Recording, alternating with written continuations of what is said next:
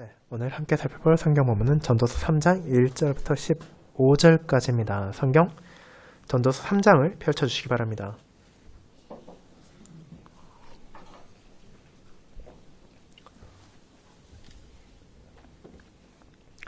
하나님의 말씀 낭독하겠습니다. 전도서 3장 1에서 15절입니다.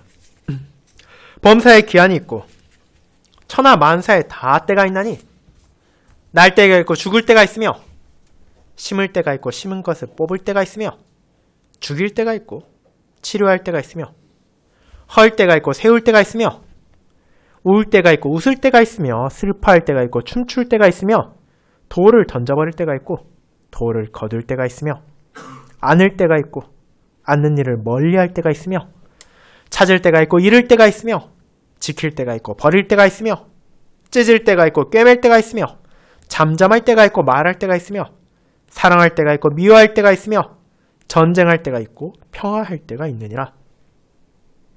일하는 자가 그의 수고로 말미암아 무슨 이익이 있으랴? 하나님이 인생들에게 노고를 주사 애쓰게 하신 것을 내가 보았노라. 하나님이 모든 것을 지으시되 때를 따라 아름답게 하셨고 또 사람들에게는 영혼을 사모하는 마음을 주셨느니라. 그러나 하나님이 하신 일의 시종을 사람으로 측량할 수 없게 하셨도다. 사람들이 사는 동안에 기뻐하며 선을 행하는 것보다 더 나은 것이 없는 줄을 내가 알았고 사람마다 먹고 마시는 것과 수고함으로 낙을 누리는 그것이 하나님의 선물인 줄도 또한 알았도다. 하나님께서 행하신 모든 것은 영원히 있을 것이라. 그 위에 더할 수도 없고 그것에서 덜할 수도 없나니 하나님이 이같이 행하심은 사람들이 그의 앞에서 경외하게 하려 하심인 줄을 내가 알았도다. 이제 있는 것이 옛적에 있었고 장래에 있을 것도 옛적에 있었나니 하나님은 이미 지난 것을 다시 찾으시느니라. 아멘. 네, 오늘 오전 오후 설교는 광고 드린 것처럼 윌리엄 댄홀랜드 목사님의 설교를 읽는 설교로 봉사합니다. 이 목사님에 대해서는 오전 예배 후에 잠깐 또 말씀드리도록 하겠습니다. 읽는 설교에는 시편 42편 4, 5, 6, 7절을 함께 부르도록 하겠습니다. 사랑하는 주 예수 그리스도 안에 있는 형제 자매님들, 한 해에서 다음 해로 넘어가는 전환점은 우리들에게 성찰의 계기가 됩니다. 여러분 자신의 삶 속에서 그리고 교회에서 또한 세상에서 일어났던 사건들을 되돌아보게 됩니다. 어떤 순간들은 우리 마음과 생각 속에 생생하게 떠오르기도 합니다. 그럴 때 여러분은 그것을 기억하고 떠올리며 회상합니다. 그렇게 이 시기는 우리의 삶에 결산하는 때입니다. 우리가 감당했던 책임들을 돌아보고 그것들을 얼마나 잘 수행했는지 혹은 그렇지 못했는지를 살펴보게 됩니다. 우리는 자신이 만세의 왕 곧 시간의 주인이시며 계절의 창조주이신 분 앞에 책임 있는 존재라는 것을 알고 있습니다. 하나님의 말씀을 통해 우리는 우리의 모든 때가 그분의 손안에 있음을 알고 있으며 우리의 구주께서도 때와 기한은 아버지께서 정하셨다고 우리에게 상기시켜 주시기도 하셨습니다. 그렇게 우리는 이러한 성찰을 하는 사람들입니다. 자기 삶의 의미와 만물의 목적을 생각하는 사람들입니다. 우리는 삶 속에서의 수고에 대해 우리의 땀과 분주함과 쉼없는 움직임의 이유에 대해 멈춰서서 생각합니다. 그렇게 우리는 전도자와 함께 묻게 됩니다. 이 모든 것이 과연 무슨 소용이 있는가? 우리는 무엇을 위해 이 모든 것을 했는가? 그런 어느새 그와 같은 생각들은 삶 전체의 의미, 곧 내가 왜 여기에 있는가라는 질문을 옮겨가게 됩니다. 우리는 주님께서 주신 2025년의 마지막 순간을 보냈습니다. 이 세상 역사 속에서 또 하나의 해를 지나왔고 날과 주와 달이 반복되는 또 하나의 순환을 지나왔습니다. 주님께서는 해와 달과 별들을 창조하셨습니다. 창세기 1장에서 우리가 읽듯이 낮과 밤을 나뉘게 하고 그것들로 징조와 계절과 날과 해를 이루게 하라 하셨습니다. 이처럼 그것들은 하나님의 뜻에 따라 우리가 시간을 측정할 수 있도록 사람들을 섬깁니다. 그렇습니다. 우리는 단지 우리의 시계가 시간을 측정하는 방식으로만 시간을 바라보는 것이 아닙니다. 우리는 시간을 사용하는 방식으로, 그것들을 채우는 방식으로, 그것을 관리하는 방식으로 시간을 측정합니다. 또한 우리는 그와 같은 시간들을 평가합니다. 좋은 시간을 보냈어. 그때는 어려운 날들이었어. 참으로 아름다운 순간이었어와 같이 말입니다. 그렇게 우리는 마음으로, 믿음으로 우리의 전 삶에 대하여 그렇게 합니다. 이 모든 것은 바로 모세가 시편 90편에서 말한 우리 날 계수함입니다. 그 목적은 우리가 지혜로운 마음을 얻기 위함입니다. 형제자매 여러분, 바로 이 지혜의 마음을 전도자, 곧 전도서의 저자가 추구했습니다. 그는 마음을 다하여 그리고 지혜를 써서 하늘 아래에서 행하는 모든 일을 연구하며 살펴보았다고 말합니다. 그리고 그는 이것을 하나님께서 주신 괴로운 일이라고 부릅니다. 전도서 1장 13절입니다. 그렇게 지혜를 구할 때 여러분 역시 많은 무의미한 것들과 바람을 잡으려는 수고를 보게 될 것입니다. 그럼에도 불구하고 지혜를 구하는 것은 여전히 인간의 과제이며 소명입니다. 하나님께서는 그분의 자녀들에게 자신의 영을 주셔서 지혜를 찾도록 하셨습니다. 그분은 전도자를 그의 연구와 탐구 가운데 인도하셨습니다. 그렇습니다. 우리는 그의 탐구의 결과에 참여하는 특권을 누리며 영감된 이 말씀을 통하여 지혜의 영으로부터 우리의 삶을 위한 지혜를 배울 수 있습니다. 이것이 바로 우리가 이 신년 예배에서 볼 수 있는 것이며 그에 대해 저는 다음과 같이 선포하고자 합니다. 시간이 흐를수록 우리는 모든 것의 목적을 배웁니다. 첫 번째, 현시로부터가 아니라 두 번째, 말씀으로부터 배우며 세 번째, 하나님을 경외하게 됩니다. 라는 대지로 나누어 보겠습니다. 먼저 현실로부터가 아니라는 첫 번째 대지를 살펴보겠습니다. 형제자매 여러분, 전도자는 이사야나 예레미야 같은 선지자가 아니었습니다. 그는 지혜의 교사였습니다. 히브리어로 그는 코엘렛, 곧 소집자라는 뜻을 가진 이름을 칭하고 있습니다. 그는 주님의 회중, 곧 성도들을 소집하는 사람, 즉 불러 모으는 사람입니다. 그는 사람들이 시간을 따로 내어서 자신의 삶을 성찰하도록 삶에 대해 질문하고 삶의 목적과 노동의 유익, 우리가 추구하는 의미에 관한 질문들과 씨름하도록 부릅니다. 쉽게 말하자면 그는 주님의 백성 가운데서 태어나고 자란 교회 안에서 가르치는 교사였습니다. 사랑하는 성도 여러분, 전도서 전체를 통해 우리는 그와 같은 전도자가 율법과 선지자로 단련된 눈으로 세상을 바라보았음을 배웁니다. 성령께서 그에게 그의 관찰과 결론과 교훈을 기록하도록 감동하셨고 이는 교회의 모든 사람들, 젊은이와 노인 모두가 지혜롭게 되도록 하기 위함이었습니다. 그 목적은 그들이 날들을 계수하여 지혜로운 마음을 얻고 구원에 이르는 지혜를 얻도록 하는 것이었습니다. 그래서 그는 10절에 이렇게 기록합니다. 하나님이 인생들에게 노고를 주사 애쓰게 하신 것을 내가 보았노라. 이후 전도자는 왜 그가 삶의 상황들과 처지들, 관찰과 숙고, 인간의 삶의 때와 계절들을 제시한지를 청중들에게 설명합니다. 그의 목적은 삶이 그 자체로는 허무해졌음을 보여주는 것이었습니다. 그는 삶 자체의 무의미함, 해 아래의 삶, 이 세상 안에서의 삶의 무의미함을 보여줍니다. 그는 모든 사람이 이 질문과 씨름하는 것을 알고 있었습니다. 일하는 자가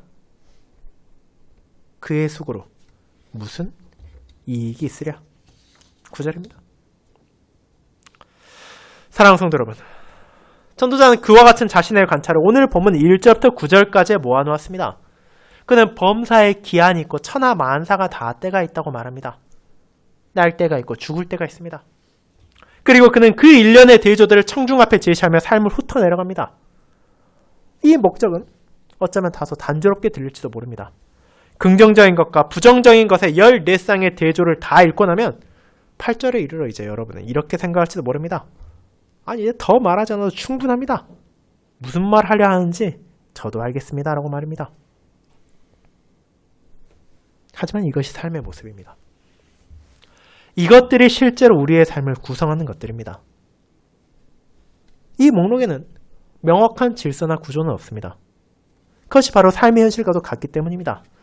부정적인 경험 뒤에는 긍정적인 경험이 이뤄지고 그저 그렇게 그와 같은 일들이 생겨납니다.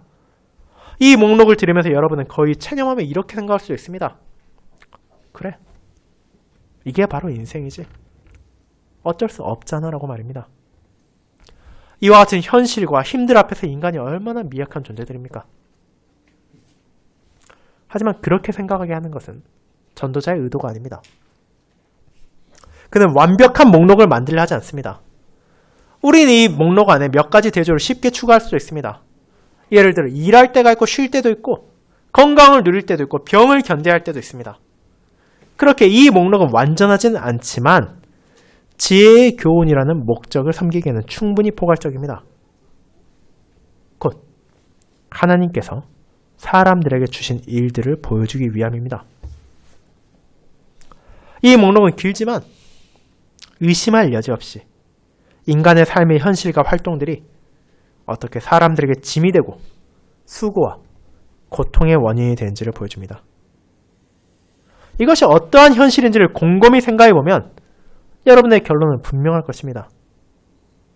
이 얼마나 피곤하고 얼마나 괴로우며 그 자체로는 얼마나 무의미한가라고 말입니다. 그러나 전도자의 결론은 이 모든 것들, 웃음과 울음, 찢음과 깨맴, 전쟁과 평화가 각각 자기의 때와 시기를 가지고 있다는 것입니다. 그의 청중들은 이것을 자신들의 경험을 통해 알고 있을 것입니다. 그리고 전도자와 마찬가지로 하나님의 백성들 또한 이 교회들과 이 때들이 하나님께로부터 온 것이며 그분의 손안에 있음을 알고 있을 것입니다. 전도자는 운명이나 별자리를 믿는 사람이 아닙니다. 그는 주 하나님께서 이 모든 것을 사람들에게 주셨음을 알고 있습니다. 그리고 하나님께서 모든 것의 때를 정하셨음도 알고 있습니다. 그분은 이스라엘의 하나님, 여호와이십니다. 우리가 이 예배의 시작에서 고백한 바로 그 주님이십니다. 우리의 도움은 천지를 지으신 여호와 이름에 있도다라고 말입니다. 그렇게 만사의 때와 시기는 그분에 의해 정해지며 그분에 의해 주어집니다. 그분께서 우리의 탄생의 때도 정하시고 우리의 죽음의 날도 결정하십니다. 그분은 우리에게 웃어야 할 이유도 주시고 때로는 울어야 할 날도 창조하십니다. 이것을 할 때가 있고 저것을 할 때도 있다는 이 단조로운 반복은 자동적인 과정이 아닙니다. 전적으로 하나님의 손에서 우리에게 주어진 것들입니다. 그럼 우리는 단순히 그래, 이런 게 인생이지, 슬플 때도 있고 기쁠 때도 있지라고 말하는 것이 아닙니다. 바로 하나님께서 그렇게 하신다는 것을 우리는 고백합니다. 그분이 때를 정하시고 삶의 계절들을 결정하십니다. 이 모든 것들은 무작위로 생겨나는 것이 아니라 그분의 계획에 따라 일어나고 또 사라지기도 합니다. 사랑하는 성도 여러분, 오늘 아침 우리는 먼저 이것을 살펴봐야 합니다. 우리가 지난 시간들에 대해 결론을 내릴 때 우리는 그 시간들의 결산을 합니다. 차변과 대변을 만들고 긍정적인 것과 부정적인 것들을 나누며 이것을 더하기도 하고 이것을 빼기도 하며 그 시간들의 총합을 계산합니다. 그러나 무엇보다 먼저 우리가 기억해야 할 최종적인 결론은 이것입니다.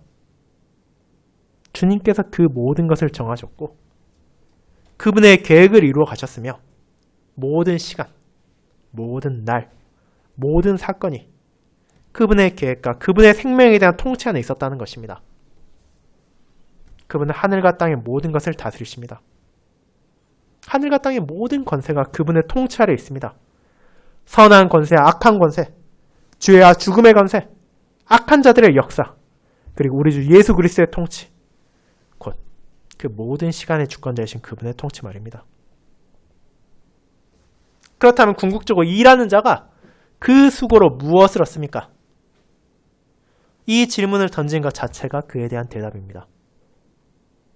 우리는 현실로부터는 그 이익을 알 수 없습니다. 현실은 언제나 서로를 상쇄해버립니다. 이 목록에 나온 모든 긍정적인 것들은 부정적인 것 앞에 사라지게 됩니다. 모든 탄생은 죽음에 의해 상쇄됩니다. 울음은 웃음을 지워버리고 전쟁은 평화를 멈추게 하며 무너뜨림은 세움을 끝내버립니다. 우리가 현실만 놓고 본다면 삶의 목적이나 의미를 찾을 수가 없습니다. 모든 것은 무의미할 뿐입니다. 하지만 성도 여러분, 이 점에서 전도자를 오해하지 마십시오. 그래서 그는 모든 것이 아무 가치도 없다고 말하는 것이 아닙니다. 탄생, 건축, 치유, 모험과 같은 선한 것들은 선한 대로 우리는 소중히 여기고 악한 것은 악한 대로 미워해서는 안 됩니다. 전도자는 회의주의자가 아닙니다. 그는 분명히 말합니다. 사람마다 먹고 마시는 것과 수고함으로 낙을 누리는 그것이 하나님의 선물이라고 말입니다. 우리가 살아있는 동안 기뻐하고 선을 행하는 것은 선한 일입니다. 지난 시간을 돌아볼 때 여러분은 많은 선한 일들, 축복들, 기쁨들을 볼 수도 있습니다. 하지만 동시에 어쩌면 부정적인 것이 긍정적인 것보다 더 많아 보일 수도 있습니다. 하지만 성도 여러분, 한 해에서 다음 해로 넘어가는 이 전환조차도 단지 잠깐의 성찰의 순간일 뿐입니다. 어떤 이에게는 긍정적일 수 있고 다른 이에게는 부정적이 될 수도 있지만 그 모든 것들을 다 더해보고 하루나 한 해가 아니라 우리의 삶 전체를 놓고 본다면 결론은 그것입니다. 그 자체로 보면 총합은 언제나 0. 아무것도 남지 않습니다. 왜 그렇습니까? 결국 모든 탄생의 대조는 죽음이고 건축의 반대는 파괴이기 때문입니다. 이것은 언제나 그래왔고 세상 끝날까지 그러할 것입니다. 여러분 이것을 전쟁과 평화의 세계 가운데 보게 됩니다. 여러분은 이것을 전 세계의 국가 통치 현실 속에서도 보게 됩니다. 여러분은 이것을 경제 속에서, 노동시장에서, 의료 세계에서 보게 됩니다. 그렇습니다. 우리는 이것을 어디에서나 봅니다. 하나님께서 친히 해들을 질서 있게 정하셨고 그분의 계획을 위해 계절들을 주셨습니다. 그러나 우리는 우리를 둘러싼 현실과 환경 그 자체로부터는 삶의 목적이나 의미를 찾아낼 수가 없습니다. 그렇다면 이제 우리는 어떻게 그것을 알 수 있습니까? 그것이 두 번째 대진, 말씀으로부터 배움으로 이어집니다. 성도 여러분, 우리는 모든 것의 목적을 하나님의 말씀으로부터 배웁니다. 이것이 우리의 두 번째 대지입니다. 지혜를 추구하는 가운데 전도자는 이렇게 자신의 지혜를 나눕니다. 하나님이 모든 것을 지으시되 때를 따라 아름답게 하셨다고 말입니다. 전도자는 긍정적이고 부정적인 현실들만을 보여준 자신의 관찰에서 이 결론에 이른 것이 아닙니다. 그는 이스라엘 안에서 설교자로서 주님께서 그분의 말씀을 주신 그 회중 안에서 설교자로서 이 결론에 이르렀습니다. 그러므로 주님의 백성들은 하나님께서 그분의 계획과 권능에 따라 때와 계절을 정하신다는 것을 알고 있습니다. 그것은 어떤 사람도 바꿀 수 없는 것입니다. 그러나 이것이 전부가 아닙니다. 그분의 전능하신 권능과 섭리 안에서 주님께서는 단지 현실과 사건을 다스리며 때와 계절을 정하는 데 그치지 않으십니다. 그분은 선하심과 은혜 가운데 이렇게 하십니다. 그가 모든 것을 그의 때에 아름답게 하셨다라고 말할 때 이 말을 통해 전도자가 주님을 칭찬하는 것입니까? 잘하셨습니다. 주님이라고 말하는 것입니까? 그렇지 않습니다. 이것은 인간이 하나님께 드리는 칭찬이 아니라 하나님의 말씀을 반영하는 믿음의 고백입니다. 그렇다면 전도자는 어떻게 이 고백에 이르게 되었습니까? 그가 사용한 아름답다라는 단어는 특별한 단어이고 주목할 만한 표현입니다. 사실 이 표현은 성경에 자주 등장하지는 않습니다. 이 단어는 보통 요셉이나 다윗처럼 외모가 뛰어난 사람을 가리킬 때 사용되고 또 그것보다 더 자주 여인들의 아름다움을 표현할 때 사용됩니다. 사라, 라헬 또는 아가서에 나온 여인처럼 말입니다. 그런데 여기서 전도자는 바로 그 단어를 사용하여 하나님께서 모든 것을 그의 때 아름답게 하셨다고 말합니다. 그리고 이 표현을 통해 전도자는 창세기 1장에 나오는 창조의 복음을 되올림하는 것입니다. 그에서 우리는 7번이나 이렇게 읽습니다. 하나님 보시기에 좋았더라. 아름다웠더라. 그렇습니다. 하나님이 지으신 그 모든 것을 보시니 보시기에 심히 좋았습니다. 이것이 전도자의 지혜의 배경입니다. 하나님께서 하신 일은 선합니다. 이 말씀은 단지 창조 사역에 대해서만 말하는 것이 아니라 특별히 창조 주신 하나님 자신에 대해 말합니다. 그분은 선하신 하나님, 모든 선에 넘치는 근원이라는 것을 스스로 계시하셨습니다. 하나님은 언제나 선하십니다.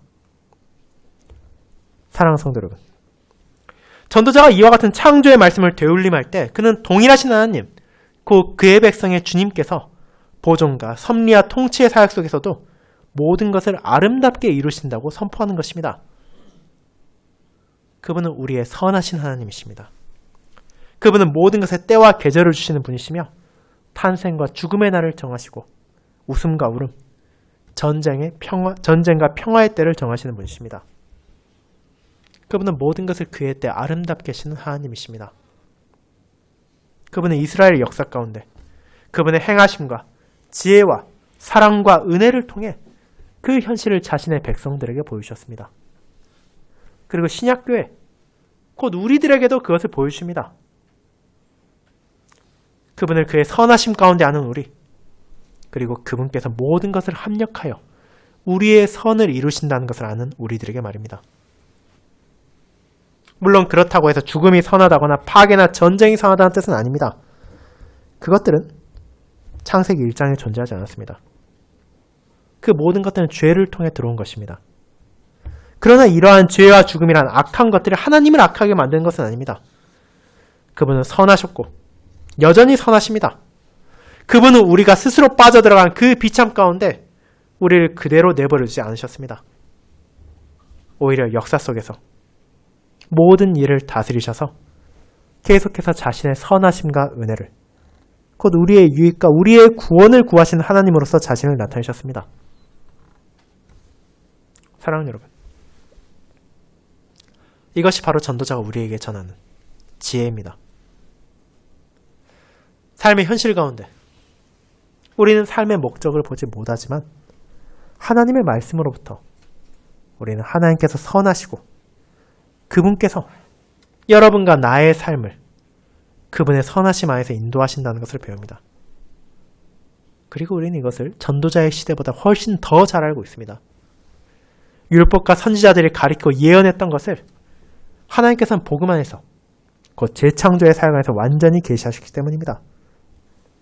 그것에서 우리는 그리스도의 탄생의 날을 들을 때에는 더 이상 대조되는 부정이 없다는 것을 보게 됩니다. 그분의 죽음은 부활로 이어졌고 승천으로 이어졌으며 오순절에 성령을 보여주심으로 이어졌기 때문입니다. 그렇습니다. 그분 자신이 예고하셨던 것처럼 아버지께서는 또한 그분의 다시 오실 때와 날을 정해주셨습니다. 그러나 이 모든 구원의 현실에 대해서는 어떤 부정도 없고 어떤 대조도 없습니다. 그것들은 모두 구원의 날이고 기쁨과 영광의 순간입니다. 그러면 이제 사도 바울은 고린도서 15장 58절에서 이렇게 결론을 내릴 수 있었습니다. 항상 주의 일에 더욱 힘쓰는 자들이 되라. 이는 너희 수고가 주 안에서 헛되지 않은 줄 알미라. 이제 더 이상 짐도 없고 더 이상 무의미한 것도 없습니다. 주님 안에서 우리의 수고가 의미를 가지고 우리는 하나님의 목적을 섬길 수 있게 되었습니다. 그리고 그렇습니다. 하나님께서는 그와 같은 것들에게 상을 주시기까지 하십니다. 그러면 우리는 삶의 목적을 우리의 현실 가운데 찾는 것이 아니라 자기 자신 안에서 찾는 것이 아니라 오직 예수 그리스도 안에서 찾아야 합니다. 형제자매 여러분, 이것이 얼마나 큰 위로입니까? 죄로 말미암아 헛되고 결국 아무 유익도 남기지 못한 우리의 수고를 하나님께서 지워버리시는 것을 볼 때 말입니다. 그리스도께서 우리의 죽음을 씻어주시고 모든 부정적인 것들, 모든 죄들을 제거하시며 어떤 전쟁도 방해할 수 없는 평화 가운데 세워주십니다.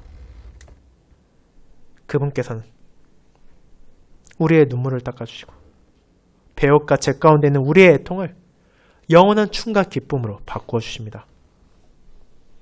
더 나아가 그분께서는 죽음을 자신의 죽음을 통한 승리로 삼켜버리시고 부활을 통해 우리로 하여금 영원한 생명에 참여하게 하십니다. 그리고 그렇게 하심으로써 우리로 하여금 바로 하나님을 경외하게 하십니다. 그것이 세 번째, 하나님을 경외하게 됩니다로 이어집니다.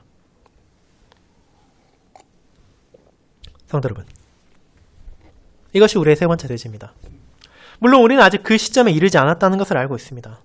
그러나 우리는 새로운 해에 들어섰고 그 해를 우리는 그 날이 더 가까워졌다는 것을 알고 있습니다.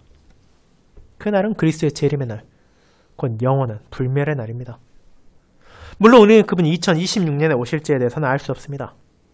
그러나 우리가 아는 것은 그분이 오실 때 우리가 그분의 뜻에 따라 일하고 있기를 원하신다는 진실입니다. 짓는 일과 허무한 일 가운데서 그리고 출생을 맞이하고 죽음을 감내하는 가운데서 말입니다. 그분의 말씀이 이러한 사실들 곧 수고와 고난 위에 빛을 비추어 줍니다. 모든 것이 이전과 같이 계속될지도 모릅니다. 모든 대조들 또한 포함해서 말입니다. 하지만 전도자 또한 이렇게 말했습니다. 사람들에게는 영혼을 삼하는 마음을 주셨느니라.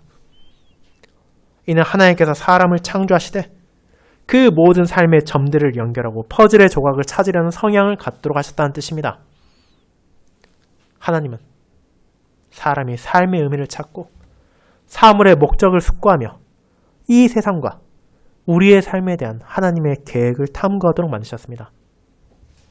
그러나 사람들이 아무리 이런 질문들을 추구하고 숙고하며 답을 찾지 못한다 하더라도 우리는 하나님께서 그 모든 것을 자신의 나라를 향해 일하고 계신다는 현실 안에서 위로를 받을 수 있습니다. 사랑하는 여러분, 그 결과 우리는 이런 질문들을 하게 될지도 모릅니다. 왜 이런 일이 일어났는가? 왜 저런 일이 일어났는가? 왜 이런 부정적인 경험들이 내게 찾아오는가? 왜 이와 같이 생명을 잃어버리고 직업을 잃어버리고 계약이 파기되고 또 사랑하는 사람들을 떠나보내는 일들이 찾아오는가? 또한 한편에서는 우리는 이렇게 묻기도 합니다. 왜 나는 이렇게 축복받았는가? 왜 이렇게 번창하는가? 내가 전혀 자격이 없는데 왜 이렇게 큰 복을 받을 수 있는가? 물론 전자의 부정적인 질문들이 후자의 긍정적인 질문들보다 더 다루기 어려울 것입니다. 특별히 우리가 하나님의 선하심과 은혜를 알고 있을 때는 더욱 그렇습니다. 왜 그렇습니까? 왜 그렇습니까? 왜 그렇습니까? 그렇습니다. 그 모든 순간 우리는 아마도 요셉을 부러워할지도 모릅니다.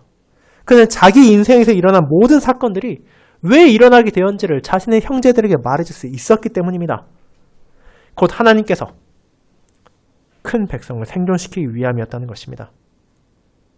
그것은 특별한 경우였고 독특한 상황이었습니다.